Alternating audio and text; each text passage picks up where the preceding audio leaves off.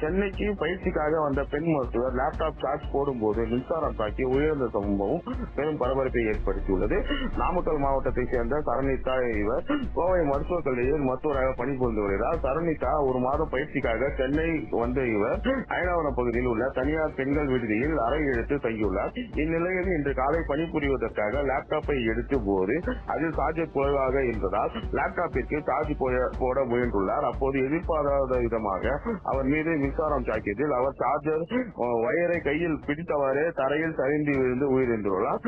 சரிதாவின் அலறல் சத்தம் கேட்டு அங்கு வந்த விடுதியைச் சேர்ந்த பெண்கள் சரணிதாவின் நிலையை கண்டு அதிர்ச்சி அடைந்தது.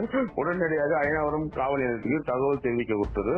மேலும் இது குறித்து வழக்கு பதிவு செய்து போலீசார் சரண்யாவின் உடலை கைப்பற்றி பிரேத பரிசோதனைக்காக அரசு கீழ்ப்பாக்கம் மருத்துவமனைக்கு அனுப்பி வைத்தனர். பயிற்சிக்காக சென்னைக்கு வந்த பெண் மருத்துவர் லேப்டாப் சார்ஜர் போடும் போது மின்சாரம் தாக்கி பலியான சம்பவம் அப்பகுதியில் பெரும் பரபரப்பை ஏற்படுத்தியுள்ளது.